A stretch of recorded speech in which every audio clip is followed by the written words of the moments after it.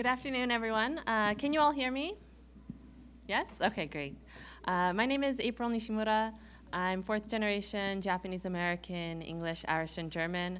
And I've also been lucky enough to be taken under the wing of Gwinnett, Yvonne Latai, who was sitting in the seat earlier for the matriarchs panel. So the main thing I've learned today is don't go after the matriarchs. Very big shoes to fill, but we're really happy to be here to share, as Colin mentioned, a little bit more about how as allies we're showing up to support the fight that is here, and that is both at the international level and throughout the province. So, before we get started, I just want to share briefly that a lot of people have been talking about why this is called Peace and Unity, and one thing that I've really been seeing is that in order to be strong, we do need to have a unified fight, and that's why it's so important for us to have this time to be together and build relationships, because we're also seeing that industry is also unified. So they're working internationally, sharing their strategies and learning from each other, and so it's our duty to make sure that we are also learning from each other on the front lines and from our allies around the world. So with that note, I'm going to have everyone briefly introduce themselves, and then we'll have Eva and myself talking a little bit about the international context, and then Emiko and Emily talking about the fight throughout the province. So I'll pass it to you, Eva. Okay. Thank you so much, April. My name's Eva Garofalo. I did grow up around Vancouver, so the unceded territory of Musqueam, Squamish, and Tsleil-Waututh people. My background is European, so about 4 years ago I moved back to Europe, and that's where I'm based now. I'm an independent consultant. I do a wide variety of things. If you had to categorize it, it would be stakeholder engagement, cross-team collaboration, workshops, sustainability reporting, international travel, but at the end of the day, it's really if you need help, if you have a goal, I'm here for you, essentially. And I've had the absolute pleasure of working with Jesse and Kirby and Chief Demox on a couple of trips, and that led me here today.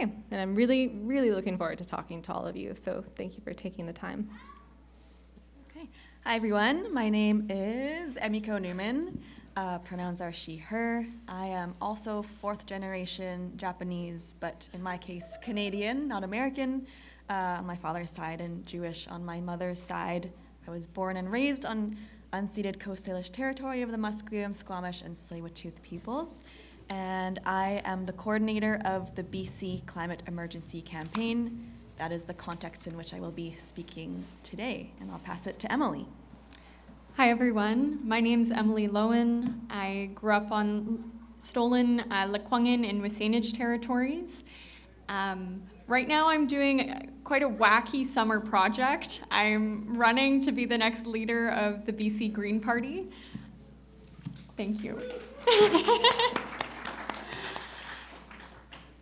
So I'll talk a little bit more about that in a minute, but how I got to know the folks here was in my years working at Climate Action Network Canada as their fossil fuel supply lead, where I fortunately worked full-time to plot and scheme against the fossil fuel industry and work in solidarity with folks here, the Gitxsan and Gitnyao, on the frontline fights of PRGT. So I'm going to pass it to Eva to share a little bit more.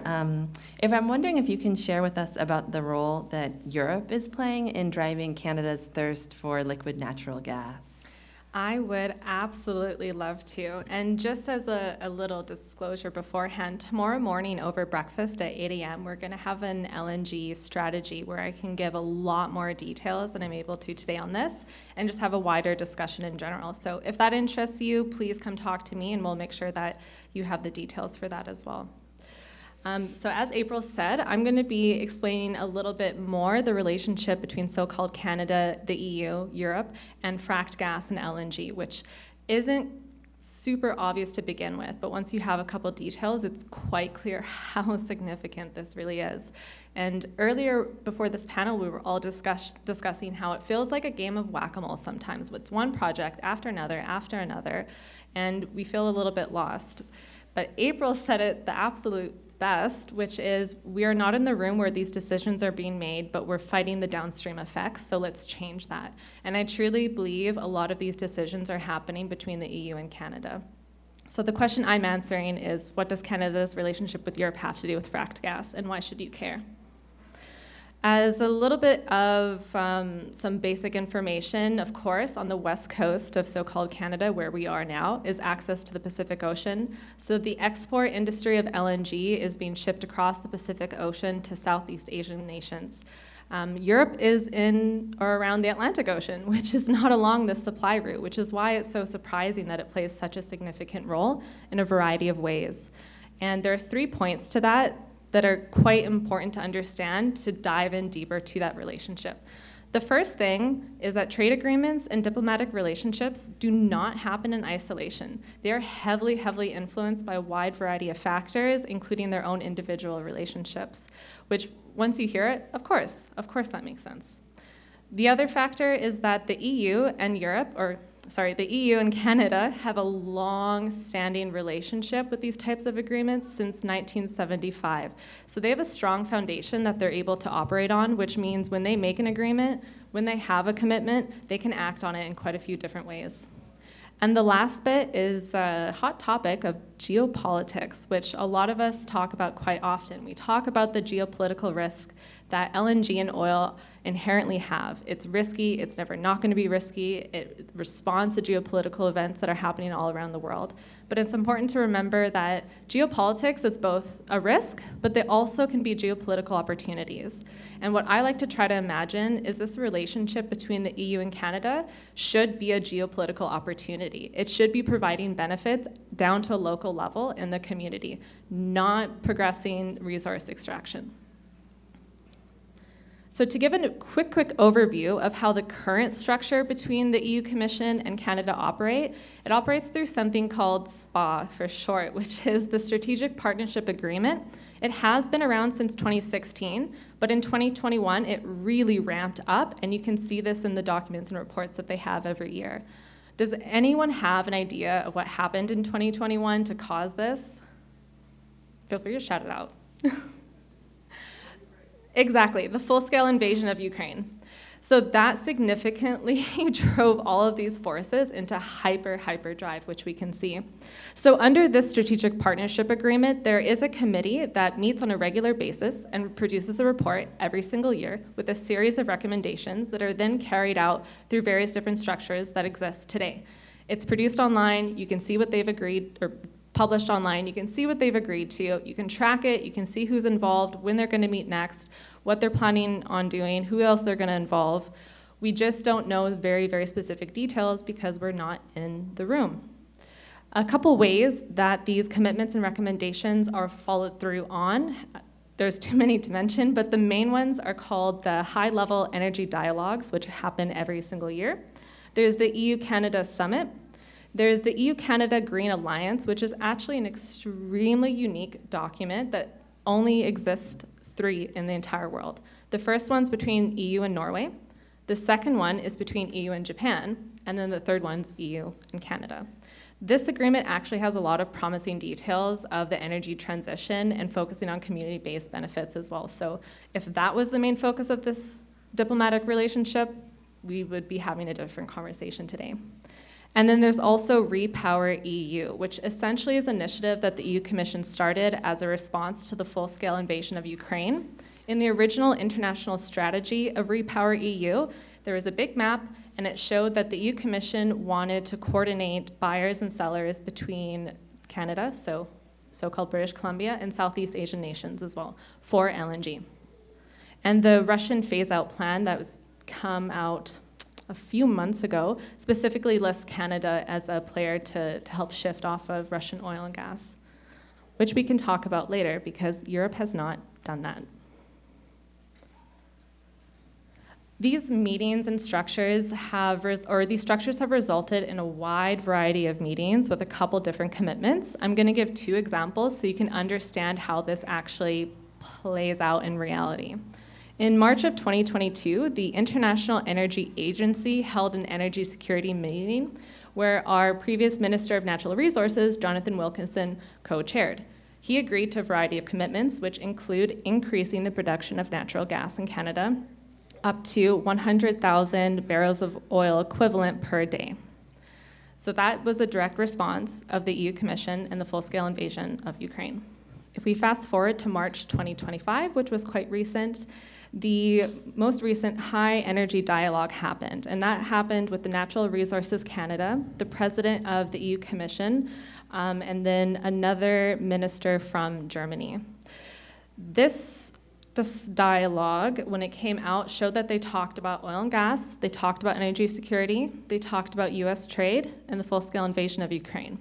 Where did they have this discussion? In Houston, Texas. Why did they have it in Houston, Texas? Because at the time, the world's largest LNG industry conference was happening, and that's where they chose to host this event at that time, which speaks volumes, in my opinion.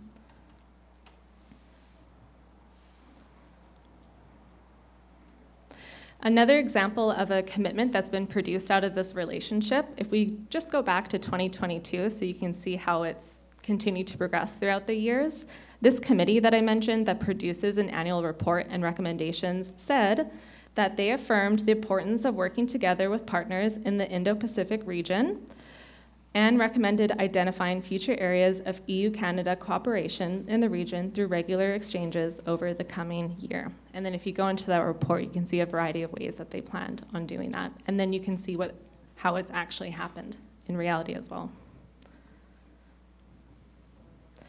So a couple folks have always asked, well, why? Why does the EU care about Canada increasing its LNG and gas infrastructure and expansion? Unless you're in the room and you can hear from the mouths, I can't tell you 100%, but I've heard a variety of theories. The first, and I think one of the most obvious, is because of the full-scale invasion of Ukraine and the threat that Russia poses. The second is a global LNG market rebalancing. So this is a bit technical, but what I mean by that is Europe and Asia often compete for the same LNG cargoes on what's called a spot market pricing. So if they can reduce demand from US or Qatar, then there's, in quotations, more for Europe. This is their thought process. Another reason is that Canadian LNG exports to Asia might give Western allies more diplomatic leverage throughout the Indo-Pacific region. Another topic for discussion. And a couple weeks ago, on July 22nd, we received a wonderful report and announcement from the United Nations Secretary General. And if you go through this report, there are resources galore, beautiful facts. And he said, countries that cling to fossil fuels are not protecting their economies, they're sabotaging them. And that's important because at the beginning, I mentioned a question I wanted to answer, which is why or how does Canada and EU's relationship impact our LNG and fracked gas expansion plans? The question I want to be asking is how can Canada's relationship with Europe support the energy transition? And that's an example of where these decisions are being made, how those conversations need to shift into something more beneficial that will provide more benefits at the local level. And we're lucky because the energy transition is here. The renewable technology is here. We have enough market analysis to show that solar and offshore wind and other forms of renewable energy is affordable. It can be built quickly, and it can be done at a homegrown renewable or community-based way. Another quote from that report was, solar and wind can be deployed faster, cheaper, and more flexibly than fossil fuels ever could be. So there are options, there are alternatives. We don't need these diplomatic relationships to be pursuing more extractive industries as well. This is something I'm extremely passionate about, and I would love to talk on more details with you. So if anyone has any questions afterwards, please let me know, and I'll be happy to chat more. Thank you. Thank you, Ava. That was really informative. I'm wondering if you can share what folks here can do or what takeaway you'd want from local folks from what you shared. Okay, that's a good question. Yes, there are a couple next steps, and it really just depends on who you are. So I can see quite a few familiar faces in the crowd. There's a lot of campaigners and organizers here. Build this into your strategies. You can talk to me about the specific places that these decisions are being made and how they're being made, but we can start to incorporate them into what we do on a daily basis. As community members, I know it sounds small, but it's really not. Start talking about this with as many people as possible. There's a lot of great leaders in the communities here as well, and they play an important role. This is something that everyone should be aware of, and we never know who we're going to be meeting with in the future, and we should have this information at our disposal. The last bit is, especially if there's any business leaders or community leaders in the crowd, there's a couple wonderful resources that you can reach out to. The first one that I recommend is the Global Renewable Alliance that you can become a member with. They have resources galore to set up renewable projects at a community level. There's the We Mean Business Coalition, and there's the Indigenous Clean Energy Network as well. And all of these places can do way more for you than I'm able to explain right now. But good question, thank you. I know you also do a lot of work in Japan, really incredible work. Are you able to tell us a bit more about that too? Yes, I don't know if I'd say it's incredible. I was mainly first asked because of my ability to hail taxis and my terrible Japanese, which was better than Namox's and Jesse's. So I wasn't necessarily super qualified, but I was able to go on a delegation with Namox and Jesse and Kai to Japan and Korea earlier this year. And you might ask, why the heck were you all going to Japan and Korea? It was not just to eat barbecue, although that did happen as part of the trip. We were going because we wanted to start asking, who's actually paying for all these projects? So all the industry that's coming through your territory, we already know they're coming to make money. But it also costs a lot of money to hire all these workers, to get all these machines, to start building these projects that take years and don't see any return. So we wanted to start working upstream and target the people that are loaning the money to all the industry that's coming through. And it turns out almost none of those are Canadian. In some cases, none of the financiers are Canadian. So the money that's being made from these projects is not going into Canadian hands.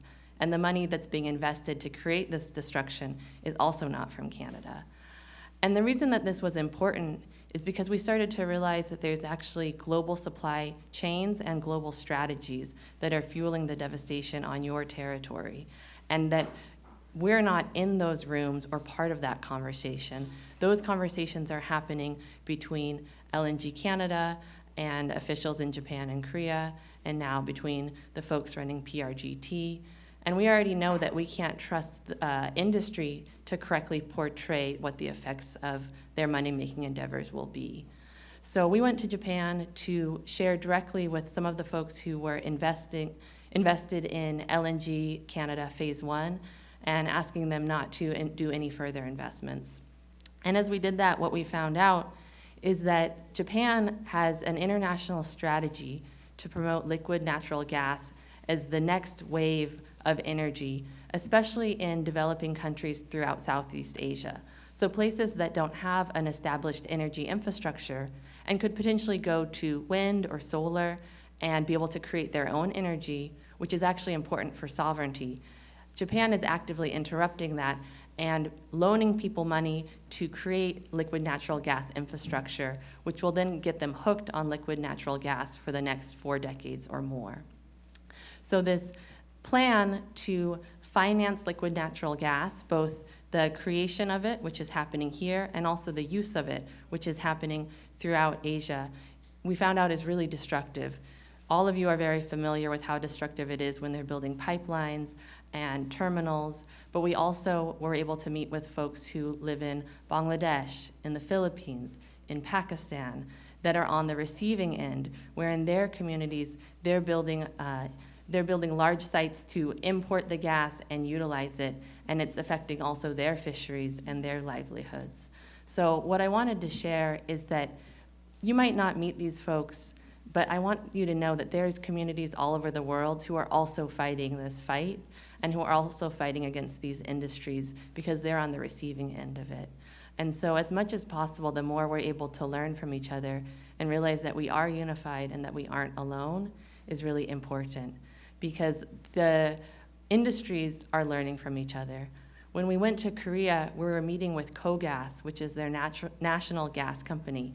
And when we were saying goodbye and standing in the elevator, one of the officials said, "Oh, you know, we talked to our folks at Mitsubishi in Japan. Why didn't you meet with them?" And I said, "Oh, do you talk a lot with Mitsubishi, which is a private corporation in Japan, which also invested in LNG Canada?" He said, "Oh, we talk to them all the time." So they were talking to each other and tracking what Jesse and Namox and Kai and I were doing, which tells me 2 things. Number one, they're colluding and they're learning from each other. But number two, they're also paying attention to what we're doing. And that means that we have power. Because what we're seeing in Japan and we're seeing also in Canada is a collusion of government investing and saying that they're de-risking projects. Government is investing and saying, we're gonna back this project, and then private industry comes in and says, okay, we can put our money here and it feels safe. We're seeing that collusion in the finance side. We're also seeing that collusion in what happens on the ground when the RCMP and private security are colluding to get rid of land defenders and instill violence against indigenous communities. So we're seeing the same thing happen in Japan because the Japanese Bank of International Cooperation, their public bank investing public money, gave a loan to Mitsubishi, a private company, to invest in LNG Canada. So it's helpful for us to see these similarities so that on the ground we can start to dispel this narrative, because this collusion of governments and private money, what they're saying is this creates energy security, this is green, this is good for our country. And what we know is that liquid natural gas is not green. It creates more methane than coal when you ship it across Canada and all the way across Asia. It doesn't create sovereignty or energy security. What actually creates that is creating your own energy, not being reliant on an energy source that you ship from thousands and thousands of miles away. And we also know that it's not supporting local communities, because when local communities make decisions, they don't choose extractive industry that gets shipped to other countries. They choose things that will create a sustainable livelihood for themselves and for future generations. So I'll pause there, but I just want to say that it's really an honor to be with all of you. I see a lot of folks in the crowd that I've learned so much from, and it was really just an honor to be asked to go along and make sure there was enough taxis for everyone along the way. If you don't mind, April, I'd love to ask you a question about it. How would you say that you're holding decision makers accountable with that? So the main way that we're doing that now is that we're filing complaints against all these public entities that have been financing the pipelines. So a lot of them, because there's private corporations, but there's also public entities. So KOGAS is the national corporation that manages gas in Korea. Petronas, which owns 25% of LNG Canada, is Malaysia's national gas corporation. They're also the 36th most highest emitting corporation in the entire world. So we're filing complaints against them because they all say, oh, we have human rights standards, we care about climate change. So we're using their standards and saying, well, did you know that this project you invested in is infringing on human rights, it's infringing on indigenous rights, and it's also moving us further away from net zero and reducing climate change. So we're doing that right now in Japan against the Japanese Bank of International Cooperation and Mitsubishi Corporation, and we're also about to do that in Malaysia against Petronas. And the good news is that we've seen that this can be successful because for folks that were part of the fight in Leilu Island, which was also owned by Petronas, they were able to fight off that LNG project through resistance. So we know it can work, and we're looking forward to continuing to do this. And any folks that want to do this about PRGT, I'd love to chat with you because we are just getting started on that. Yes. So I think we'll pass it now to Emily and Emiko to talk more about what's happening locally in the province. All right. Thanks, April. First of all, I just want to say a huge thank you to both of you, April and Eva, for giving us that really insightful overview around the kind of the interconnections between the LNG fight here and overseas. And I want to thank you both for your ongoing advocacy. You're both doing really inspiring work, and we need more people like you who are really, talking about it and bringing this fight to our allies who live in other countries and really making those connections. So thank you for that. And I want to make things, I want to bring them to the local level and talk about what's going on here in so-called BC regarding the LNG fights. There are so many amazing activists and land defenders, as we all know, doing this work. A lot of great networks doing this work. And to be honest, I do feel like a bit of an imposter being up here, knowing that there are so many amazing folks out there in the audience who have been fighting this good fight for years, if not decades. But I want to talk about the BC Climate Emergency Campaign in particular, and I'll just start off with a very quick overview of what this campaign is. We were formed in 2021. We are a coalition of organizations throughout so-called BC who are concerned about the climate crisis. We bring together groups from a whole diverse range of sectors, from faith groups and housing groups and labor unions, seniors, youth, Indigenous organizations. We have 615 organizations in total who have signed on to our list of 10 urgent actions that we penned when we first formed in 2021, sent that on to the BC government.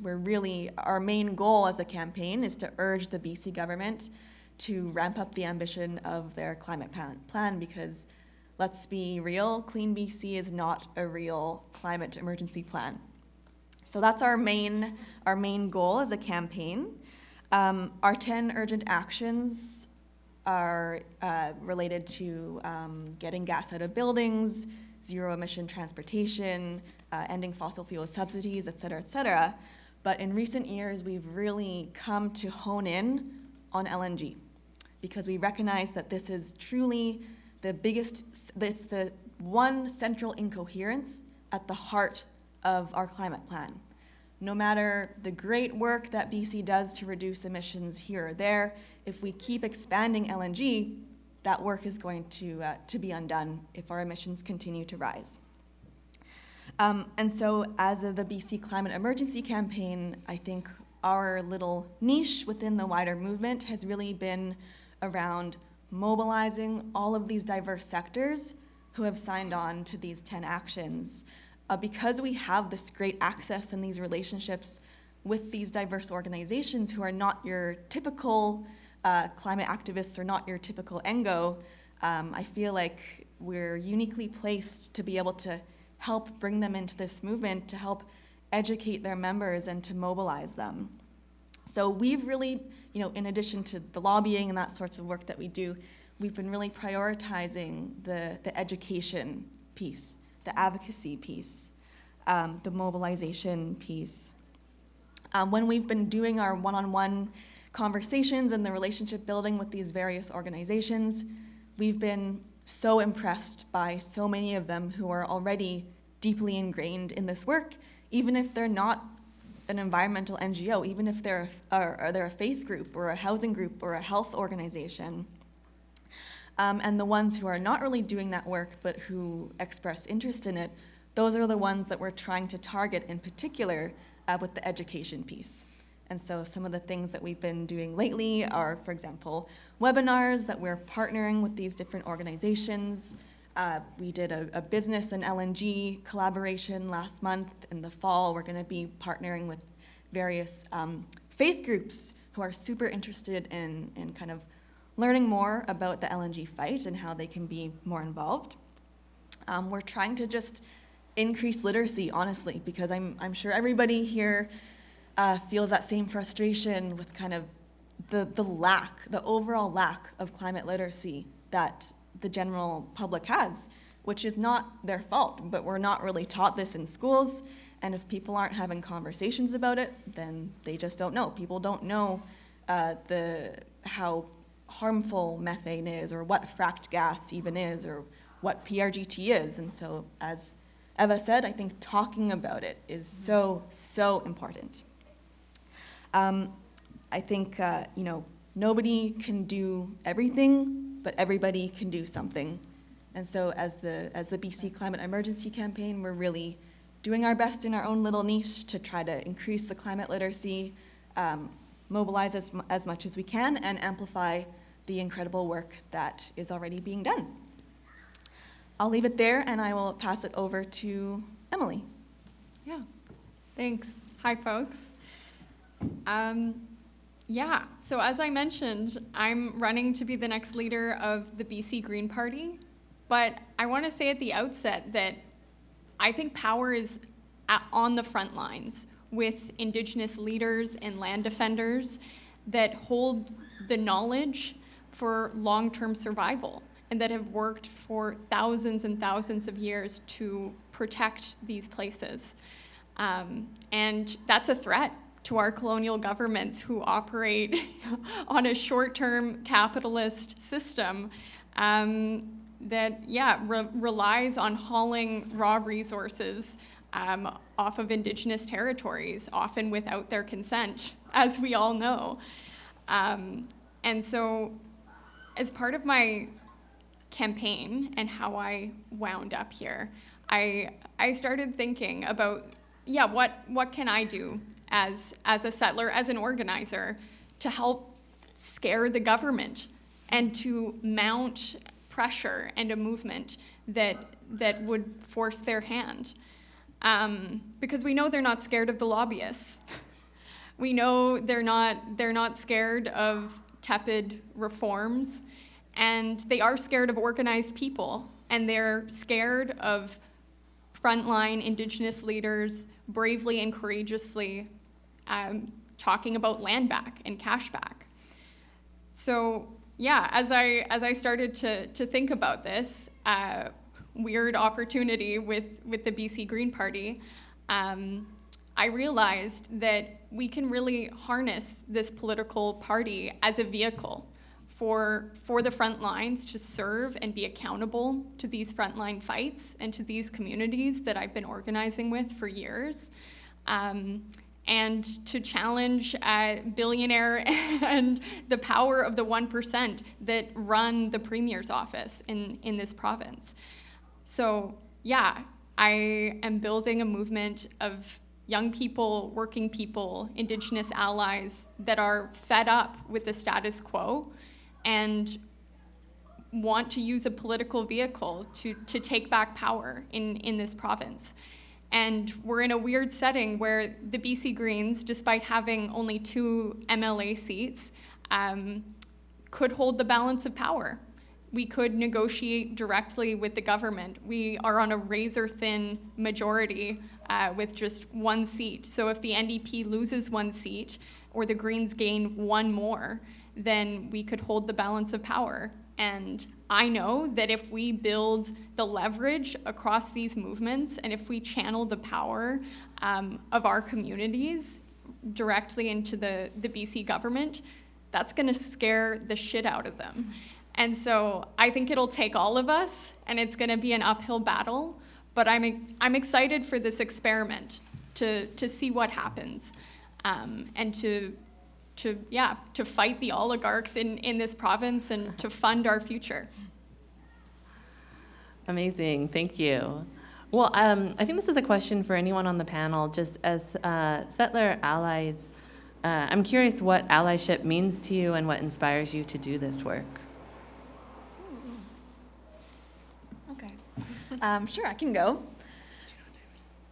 I'll start off with a bit of a story.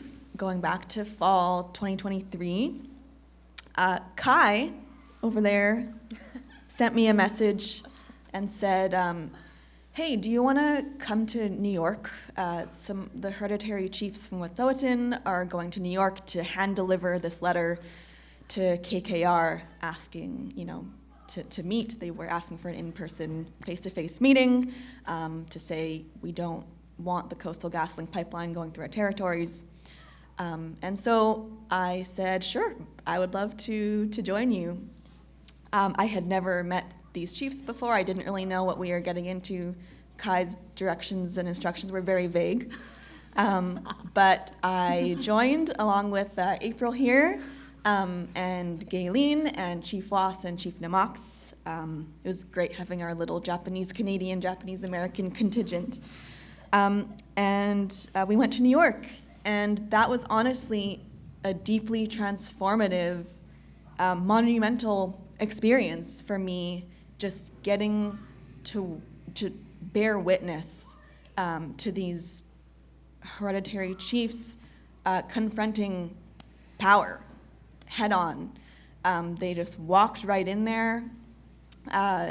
It was something to behold, seeing these 2 powerful figures directly in the halls of power, confronting it. They ended up speaking to a security guard who assured them that he would pass on their message, and I don't believe a face-to-face meeting was ever held. but not for lack of the chiefs trying. But I just think that getting to witness that encounter, along with being at the New York Climate Week and marching with thousands and thousands of people, was just so awe-inspiring. And throughout that whole trip, Chief Namox and Chief Was just were continually dropping these kind of nuggets of wisdom and hope and inspiration that were super powerful, and that I still think about to this day. I think one of the most inspiring things from Chief Namox, I don't know where he is, I saw him back there earlier, but I can't see him right now. But when we were kind of asking him, are you nervous going into this, trying to ask for this meeting? Are you afraid? And he just said, no. Why would I be afraid? I have nothing to be afraid of. We have the truth on our side. We are here telling the truth. We know what's right. Why would I fear these people? All they have is money. I feel so sorry for them because all they have is money. And I think just hearing that, it's powerful. It's an important reminder of what's important. And I think that that's what allyship is all about. It's about witnessing. It's about being there. It's not about us as individuals, as settler allies. It's about the witnessing. It's about the listening. And that's what Peace and Unity is all about, in my opinion. I think that this gathering it's allyship personified. Being welcomed here by these loving and gracious host nations. It's unbelievable getting to spend this time with all of you Indigenous and settler allies alike. I think this is allyship. These next 4 days, that's what it looks like to me. Mm-hmm. Can I go quickly? Yeah, please. I got really fixated on this question when I started working at Climate Action Network Canada. And I came from grassroots organizing into the well-funded world of ENGOs that are, predominated by white settlers. And I started thinking a lot about, how can we redistribute wealth in these organizations and across, the broader environmental funder space to the front lines where we see communities, frankly, making the most difference to stop fossil fuel expansion and to protect these sacred lands. And so, I think it's so crucial that individuals, especially who work at organizations, leverage their power and to ensure that we're finding creative ways to send as much money and resources to the front lines as possible. And I think that can also mean like labor time. Like, how are we working in direct service to frontline communities? How are we building the relationships and that line of communication so folks can actually just ask for help easily, and that specific tangible help can be offered by settlers. And I think in my work at CanRac, that has worked really well, and like we've seen some incredible examples of allyship in action. And I think it starts by just showing up and building that relationship, and not asking folks to come to your campaigns and to your table, but to show up from a humble place of service and direct accountability to frontline and other nations and communities, rather than, frankly, to your funders or to settler colonial state policy. So that is a massive structural shift, and it's a really big question, but I think it's really meaningful and crucial to this work that we're working together in true solidarity. And I'm just remembering a quote. I think it was the man behind Stephen Harper. in the early 2000s. He had a quote in an article that said, if environmental organizations and activists learn to make common cause with Indigenous nations, with labor, with other groups, they would have the capacity to stop resource extraction straight up. Like, this is, and obviously he had like a really negative connotation with that it would break Canada's economy and shut everything down. But yeah, I think really fondly back to the time of Shut Down Canada, when we saw regular people, when we saw organizations really step up in allyship, and to say what was happening at Wet'suwet'en was unacceptable, and regular people held the line for weeks. And I think it's been a long time since we've seen that kind of solidarity and allyship in action, but I'm hopeful that, we can continue showing up with our labor and with our money. I'm not sure if anyone else has ever heard this before, but someone once told me that people think in different ways. So if I say the word apple, do you see an apple? Do you see the word apple? Do you have a feeling that you associate with an apple? And for many years, I've thought about this question: what is allyship? What is solidarity? Why is this important to me? Nothing but a feeling came up, so I really struggled to explain it. And it wasn't until about 6 years ago a mentor said, that's love. You're feeling love.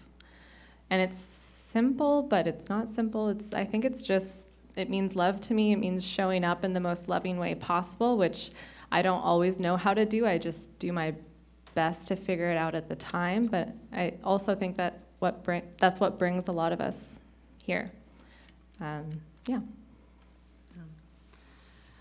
I would say ditto to that, and I just really want to thank Yvonne and Tony for taking me in. I've been staying at their house for weeks now. They haven't kicked me out yet, so I think it's going okay.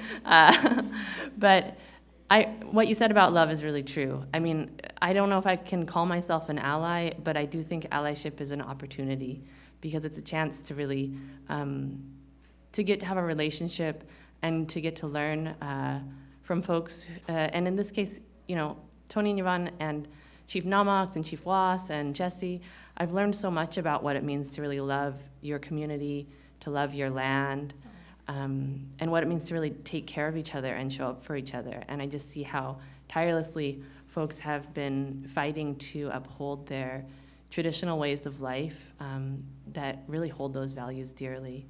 And when I think about my own ancestors, my ancestors were immigrants, and my ancestors were also dispossessed from the land that they farmed and tended to during World War II.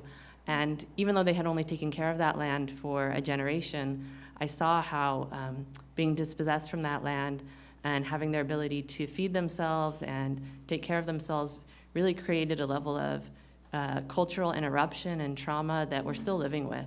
So I don't speak the language that my grandparents spoke because of that. I didn't grow up learning how to feed myself from the land, but I've had an opportunity to get a brief glimpse into what it looks like and how healing that is, and it's all thanks to many of the generous folks here. So when I think about allyship, I really more think of it as an opportunity to learn about a better way to live and a better way to be in right relationship with each other. And I just want to say thank you. So I also want to say thank you to our panelists for all of your amazing work. And we won't keep you from I think what might be dinner soon? No? Okay, never mind. Did you want to say one last thing? Yeah. This is so awkward, but I did get permission to plug a little bit of my campaign. So basically, we're running an insurgent campaign, and we are trying to bring in thousands of new members to the BC Greens so I can win this race, transform the base of the party, and have the mandate to do something really differently. So basically Sunday, August 10th, that's this Sunday, is the deadline to sign up to be a member so you can vote for me. And so you can if this interests you, or if you want to talk more, let me know. But you can go to emilyforbcgreens.ca to sign up to be a member. It's free between 14 to 29 and $10 if you're older. So yeah, I'm really excited about building this scrappy movement of disillusioned people across the province. So yeah, thank you. Round of applause for our panelists.